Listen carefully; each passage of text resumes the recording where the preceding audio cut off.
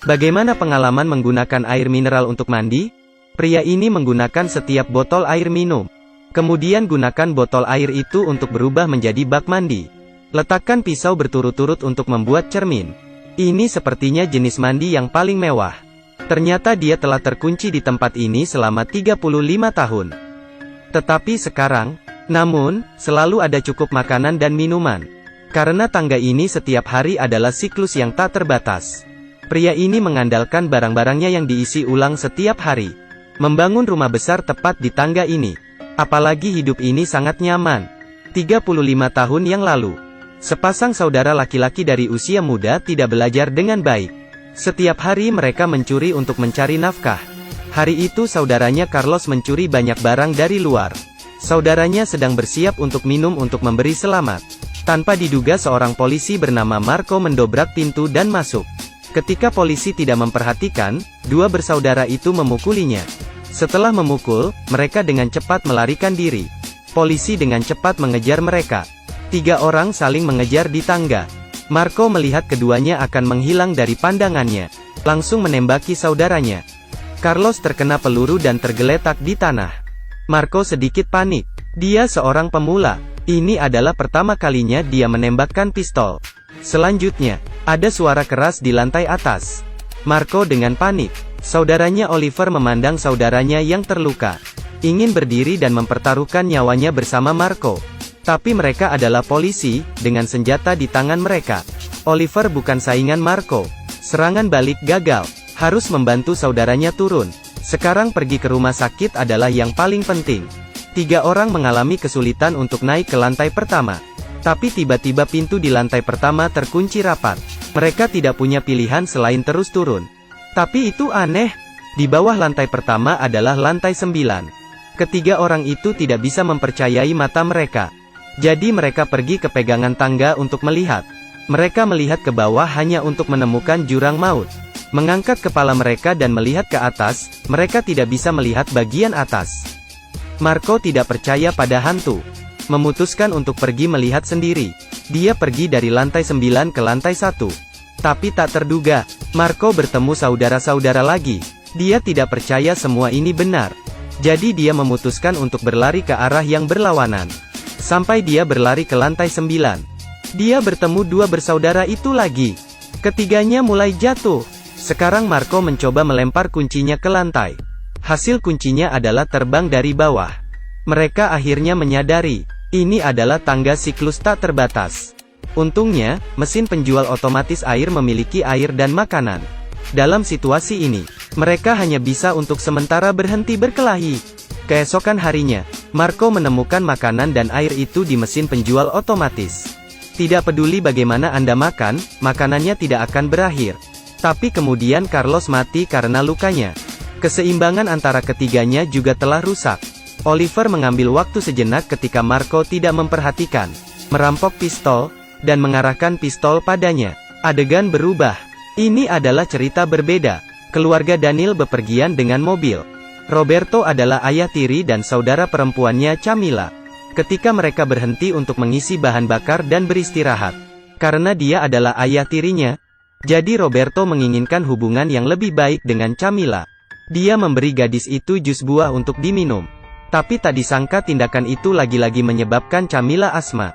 Mereka membawa obat-obatan, tapi itu dihancurkan oleh kecerobohan Roberto. Dalam situasi yang mendesak ini, mereka harus kembali pulang dan beli obat. Mobil baru belum lama hilang. Mereka juga mendengar ledakan keras. Dan mimpi buruk telah resmi dimulai. Seperti situasi tangga, jalan ini juga tak berujung. Tidak peduli bagaimana mereka mengemudi, ini adalah siklus yang tak terbatas. Mereka selalu pergi ke pom bensin yang sama lagi. Rambu yang sama, bahkan tidak di jalan utama. Mereka berlari menaiki tangga. Roberto masih kembali ke tempat yang sama. Jadi 2 ruang ini, apakah mereka berhubungan satu sama lain? Di sisi lain, tangga melewati 35 tahun. Tempat ini penuh dengan botol dan sampah. Marco makan dan sekarat setiap hari. Menjadi pria kurus. Tapi Oliver benar-benar berbeda dari Marco. Setiap hari dia gigih dalam berlatih olahraga. Bentuk kebiasaan hidup yang teratur. Menjadi pria paruh baya yang berotot. 2 orang saling bergantung begitu lama. Segera menjadi saudara yang baik. Beberapa tahun ini, Oliver tahu aturan bahwa selalu ada barang baru di mesin penjual otomatis setiap hari. Untuk melepaskan kreativitas di tangga, gunakan banyak botol air untuk membangun kamar mandi. Gunakan pisau untuk membentuk cermin. Ikat sikat gigi bersama-sama untuk membuat sisir. Setiap hari pemutar MP3 memiliki musik baru. Jadi setiap hari dia mendengarkan musik dan berolahraga. Hidupnya punya aturannya sendiri. Tentu saja Marco juga memiliki hobinya sendiri. Itu menggambar orang yang dicintai dalam imajinasinya di dinding. Tapi sekarang Marco menderita Alzheimer. Bahkan tidak ingat namanya. Tapi situasi di jalan lain adalah sama. Camila mengalami serangan asma tahun itu meninggal. Roberto dan istrinya selalu cemas. Jadi selalu ada gangguan mental. Setiap hari makan dan minum untuk mengubur kesedihan mereka. Pom bensin telah berubah menjadi tumpukan sampah. Keduanya seperti mayat tanpa jiwa. Dan Daniel tidak tinggal bersama mereka. Dia tinggal sendirian di luar. Memulai kehidupan liarnya. Dia menggunakan pakaian berulang setiap hari untuk membentuk gubuk. Dia menggunakan kotak itu untuk memasak kaktus. Apalagi setiap hari dia berlatih mendaki gunung. Makan makanan sehat. Berharap suatu hari dia bisa keluar dari tempat ini. Sama seperti itu 35 tahun berlalu. Hidup masih seperti ini. Hanya ketika ibunya meninggal, Roberto juga akan pergi. Sebelum meninggal, dia baru saja mengingat sesuatu yang sangat penting. Ini akan menjelaskan rahasia ruang siklus tak terbatas ini. Ternyata, 35 tahun yang lalu saat Roberto masih kecil, pada suatu ketika dia pergi ke laut bersama teman-temannya, tukang perahu membuat kesalahan dan membunuh temannya. Jadi mereka berdua telah berada di laut selama 35 tahun. Bahkan tidak dekat ke pantai. Sampai sebelum tukang perahu meninggal. Dia ingat semuanya, 35 tahun yang lalu. Beginilah cara dia masuk ke situasi yang sama di kereta. Selain itu, dia memberitahu Roberto, jangan masuk ke mobil merah. Karena saat itulah tukang perahu berada di kereta. Seseorang juga memberitahunya, jangan naik perahu. Tapi mereka semua mengabaikannya. Akibatnya, Roberto benar-benar dikurung di sini sekarang. Ini adalah kutukan yang sangat menakutkan. Sampai kamu mati kamu bisa mengingat semuanya. Akhirnya, Roberto memberitahu Daniel, bukan untuk masuk ke mobil polisi. Jika tidak, Anda juga akan dihantui oleh kutukan ini. Setelah mengatakan itu, dia mengeluarkan sebuah buku merah. Kemudian mengambil nafas terakhirnya. Daniel membaca tetapi tidak mengerti arti dari buku itu. Kemudian dia mengubur Roberto. Daniel berjalan sendirian di jalan. Tiba-tiba, dia benar-benar melihat mobil polisi. Daniel berlari ke sisi mobil polisi. Saat hendak membuka pintu mobil, dia ingat apa yang dikatakan Roberto kepadanya. Cepat kembali, lanjutkan hidup seperti sebelumnya. Tapi dia masih tidak tahan dengan kesepian. Hari itu dia membawa pergi hewan peliharaan. Kemudian membakar tenda yang telah dia tinggali selama 35 tahun. Selesai semuanya, dia mengambil langkah mantap menuju mobil polisi. Menggunakan seluruh keberaniannya untuk membuka pintu mobil. Saat dia membuka pintu mobil, dia kehilangan ingatannya. Seperti terpesona, setelah masuk ke mobil, dia mengikuti instruksi di buku. Menggunting rambutnya, mencukur jenggotnya. Dia juga memiliki identitas baru. Seorang polisi. Saat ini ada misi di benaknya. 2 pencuri telah ditemukan. Dia harus menangkap mereka. Kita semua tahu apa yang terjadi selanjutnya. Dia dikurung di tangga selama 35 tahun lagi. Marco juga akan mati sekarang. He suddenly recall what happened years ago on that street. Ternyata dia bukan polisi. Itu adalah Daniel. Dia memanggil Oliver ke sisinya. Beritahu Oliver apa yang dia alami. Katakan pada Oliver untuk tidak memasuki lift. Jika tidak, dia akan dikutuk lagi. Dengan siklus 35 tahun. Setelah mengatakan itu, Marco menutup matanya dan meninggal. Oliver turun dan memang melihat lift. Pada saat ini dia pikir dia sedang berhalusinasi. Oliver ingin menekan, tetapi tidak berani menekan.